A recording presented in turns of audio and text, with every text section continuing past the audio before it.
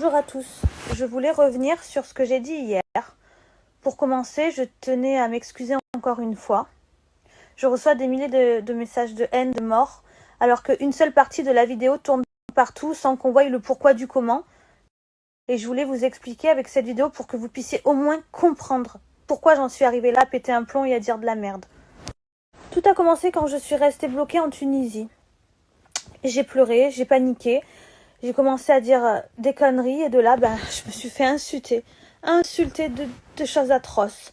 Alors que moi, personnellement, j'aurais été bloquée dans n'importe quel autre pays, j'aurais paniqué autant. Ils ont fermé les frontières, j'ai eu peur. J'ai aucun problème avec la Tunisie, j'adore la Tunisie, j'y vais tout le temps. Ils me traitent super bien quand je suis là-bas, enfin, il n'y a aucun problème avec ça. J'ai pas compris déjà les menaces de mort pour ça. Suite à toutes ces menaces de mort, j'ai fait cette vidéo hier pour insulter les haineux qui voulaient ma mort. Uniquement pour eux et personne d'autre. Vous savez quoi, en ce moment, je suis dans un état psychologiquement fragile. Je n'en parle jamais. C'est ma mère qui m'a ordonné de vous en parler. Ma mère, elle est en récidive d'un cancer. Je suis pas bien. Elle est en limite en train de me préparer à sa mort.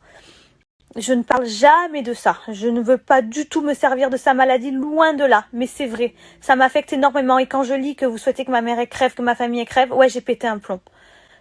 Ça ne justifie pas ce que j'ai dit. Mais on peut petit peu plus comprendre que je suis humaine et que c'était un acharnement. On ne parle pas de dizaines, de centaines, mais des milliers de messages de haine. Cette vidéo, elle était que pour les haineux et personne d'autre. Vous savez quoi, je viens d'une famille modeste. Avant son cancer, ma maman elle se levait tous les matins à 5 heures pour aller faire le ménage à la mairie. Je veux dire, j'ai aucun intérêt de manquer de respect à ma maman, à mes proches, à vous, qui travaillez dur tout le temps. C'était uniquement pour ces haineux, les blesser, les faire chier comme ils m'ont fait chier. C'était maladroit de ma part. Mais en même temps, je suis désolée, on me suit pas parce que j'ai un doctorat en médecine, je suis une candidate de télé-réalité, je dis des fois n'importe quoi et je suis désolée, mais c'était pas contre vous. Je respecte vraiment tous ceux qui travaillent, croyez-moi, ce n'était pas pour vous, c'était pour ces mauvaises personnes qui m'insultent toute la journée. Ok, j'ai dit de la merde sur le coup des nerfs pour tous ces haineux qui menaçaient de me tuer. Mais en fait, là, je comprends pas. Vous voulez quoi? Vous attendez que je m'ouvre les veines, que je saute par la fenêtre, qu'en fait, juste que je me suicide? Pour que votre colère, elle s'arrête, en fait, il faut ça? Oui, j'ai dit de la merde sous toutes ces menaces de mort.